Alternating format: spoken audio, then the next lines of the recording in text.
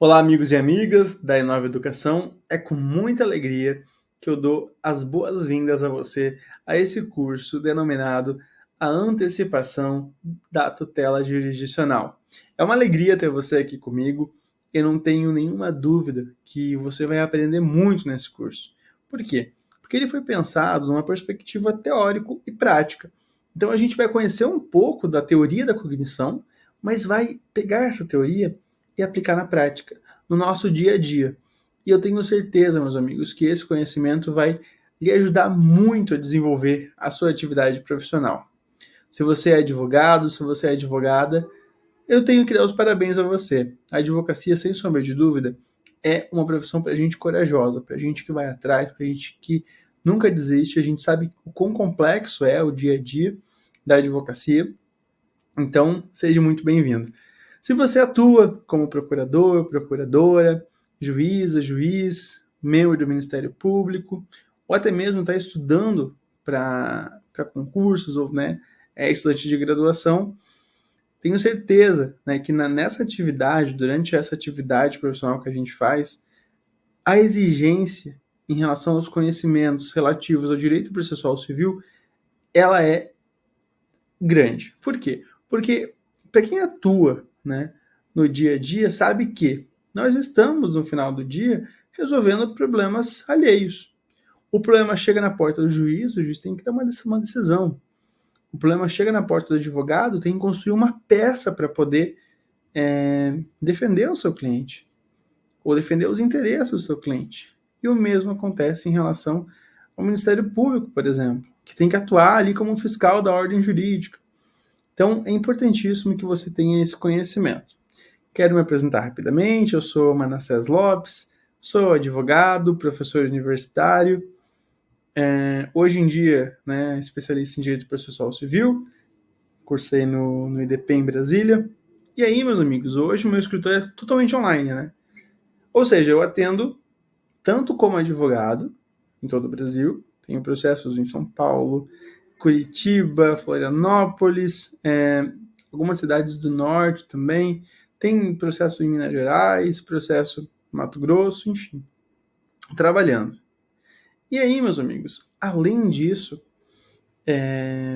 eu faço mentoria, para jovens advogados em formato de parceria. Então é bem interessante essa vivência prática, Ela permite que a gente conheça bastante o dia a dia da advocacia em todo o Brasil.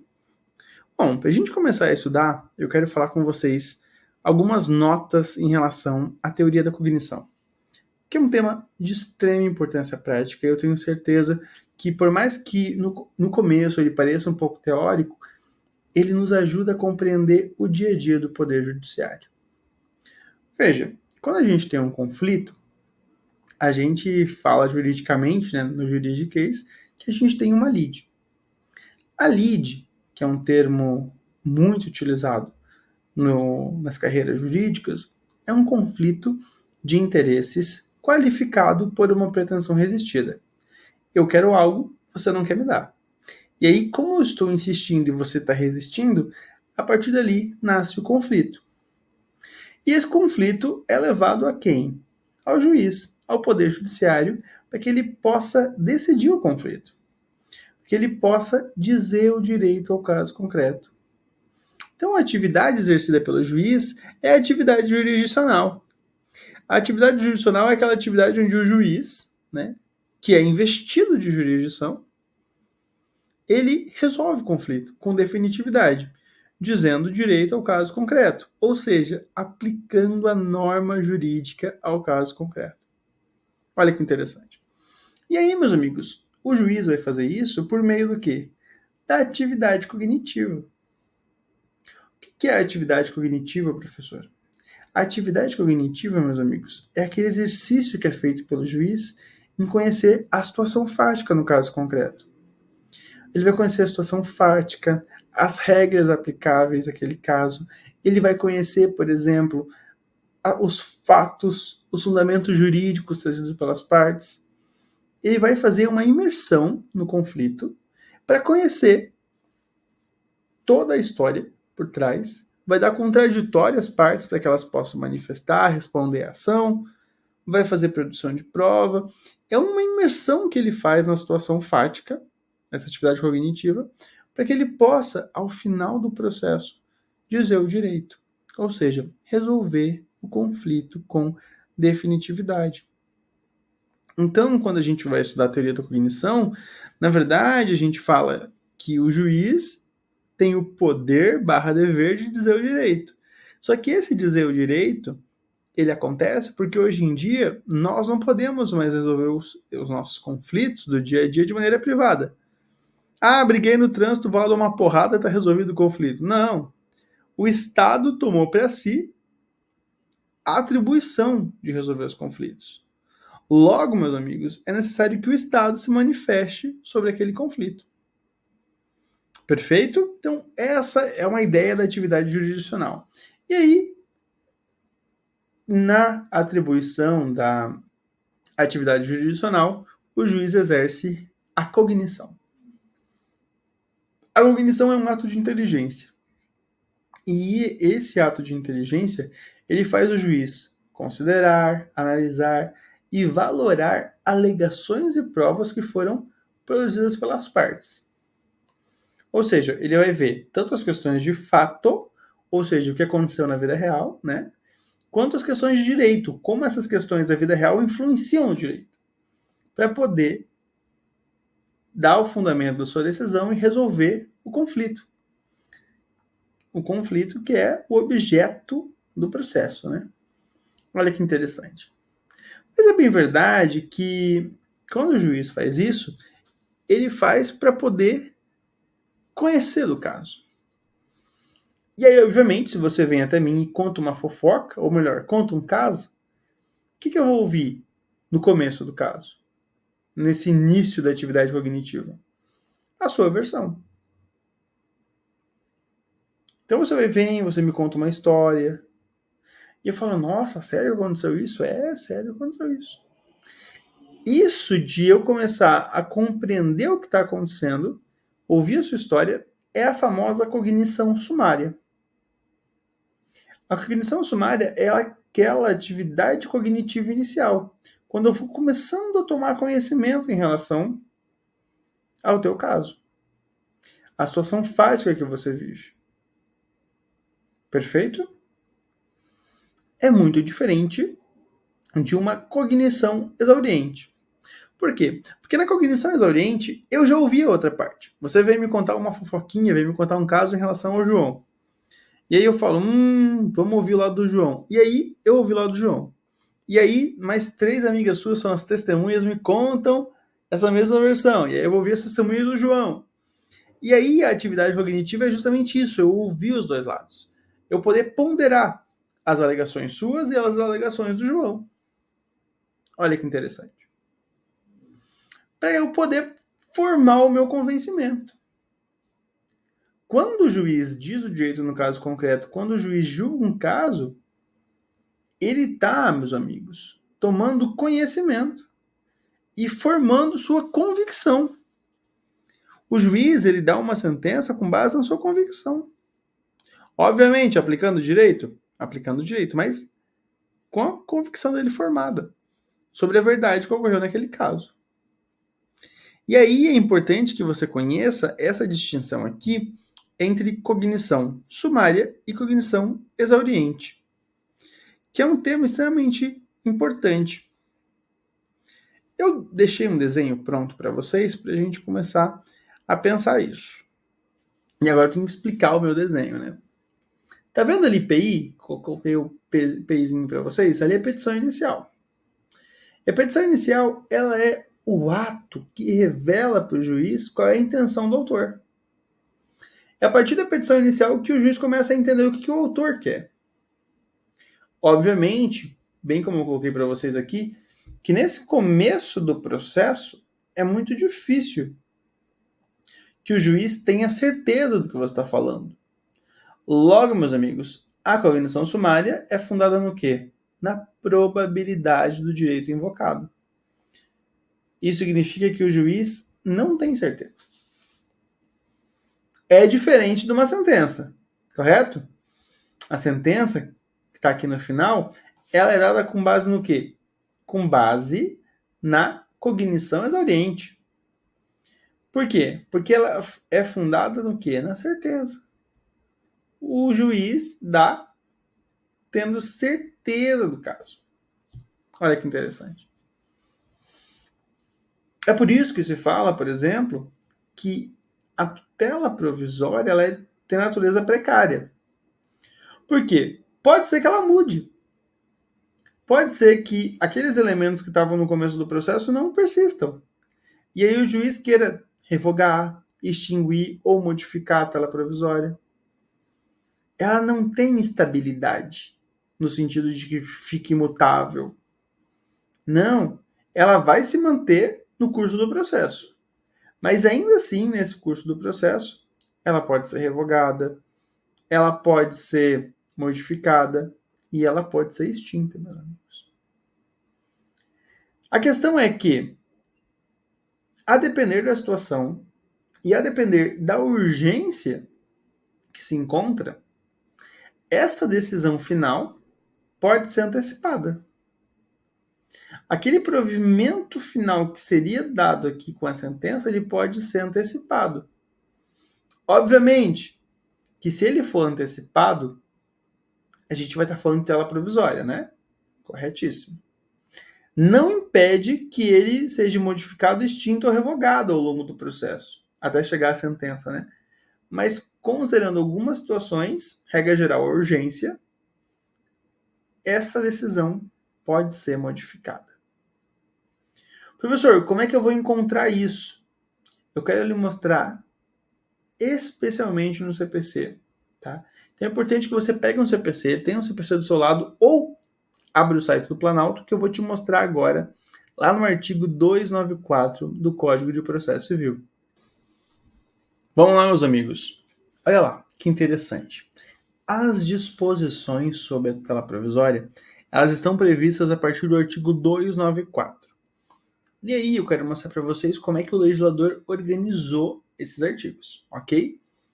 A partir do artigo 294, a gente vai ter as disposições gerais a respeito da tutela provisória.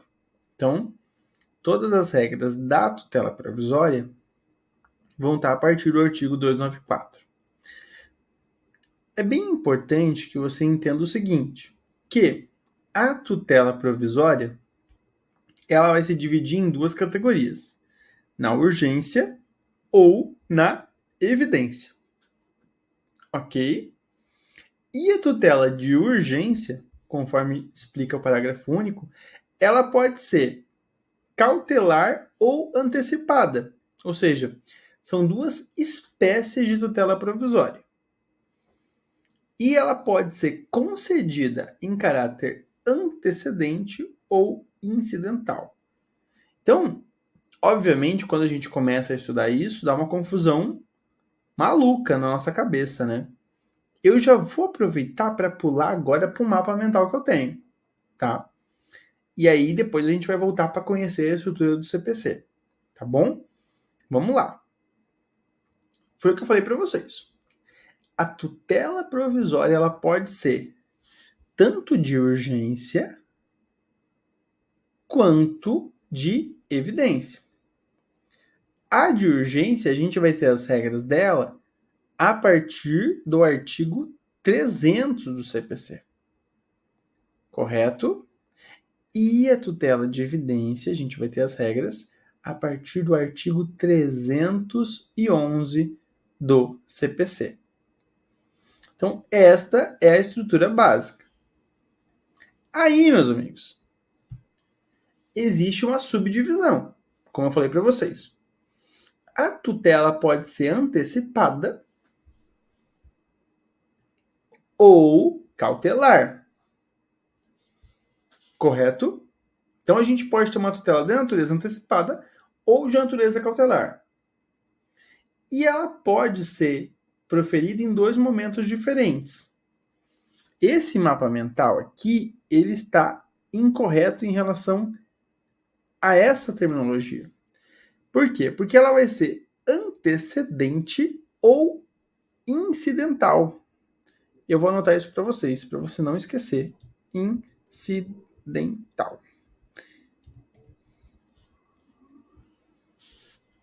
E eu vou explicar tudo isso para vocês.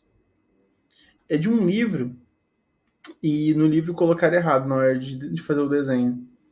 E aí, como eu gosto desse mapa mental porque ele é fácil de entender, eu coloquei ele, mas existe um erro em relação à nomenclatura, que eu vou explicar para vocês.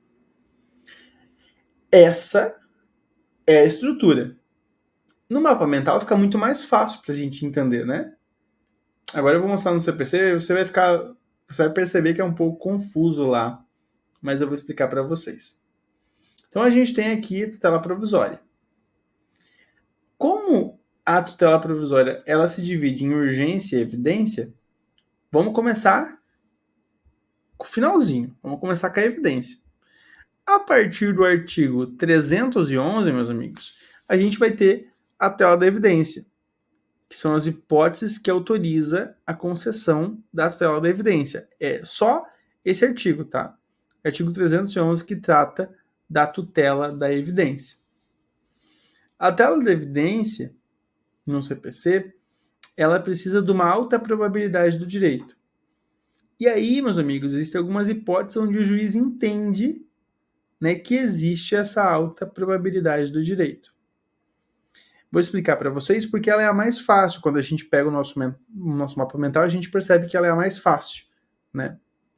Que é o seguinte: olha, ficou caracterizado o abuso no direito de defesa, ou que a parte está protelando o processo.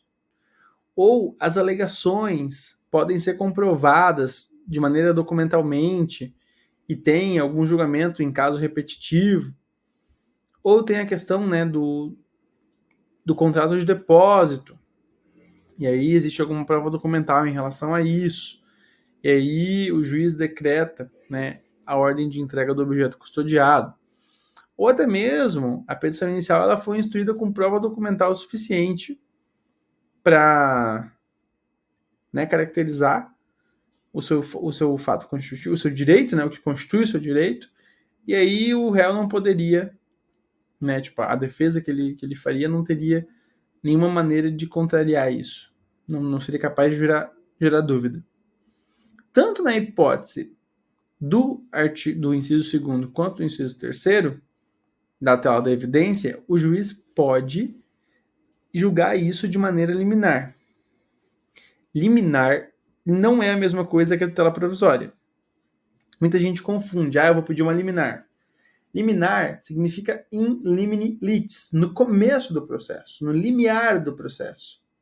Então você não pode ter uma liminar fora do começo do processo. A liminar, meus amigos, eu até quero mostrar isso para vocês, porque vai ficar mais fácil. Olha que interessante. A liminar é isso aqui, ó. Aqui está a petição inicial, né? Então aqui está a petição inicial. Essa primeira fase do processo, onde tem essa primeira decisão aqui, por exemplo, isso aqui é uma liminar. Porque é o quê? O começo do processo. Qualquer outro momento, a gente não está pedindo uma liminar, a gente está pedindo o quê? Uma tutela provisória. Importante que você saiba, tá? Tem gente boa que erra isso, e isso é horrível, é péssimo. Então é importante que você saiba disso. Então, a tutela provisória ela pode ser de urgência ou de evidência. O CPC positivou 4 espécies de tutela de evidência, que estão lá no artigo 311. Mas é a única hipótese? Não. Por exemplo, o mandado monitório, que está previsto lá no artigo 700 do Código de Processo Civil, que é da ação monitória, que é uma ação que também você comprova de maneira documental, pedindo a cobrança de algum valor ou a entrega de alguma coisa, também é tutela de evidência. A ação possessória também é tutela de evidência. Então não é um rol taxativo que está previsto lá no artigo 311. Se a lei criar outras espécies, legislação federal, né, é possível que a gente tenha uma tutela da evidência. Aí, meus amigos, na nossa próxima aula, eu vou desenvolver junto com vocês algumas ideias relativas à tutela de urgência, que é o que a gente vai se debruçar com mais vagueza. Tá bom, queridos? Eu espero você no nosso próximo bloco. Toma uma aguinha, vem preparado que já já tem muito mais para você.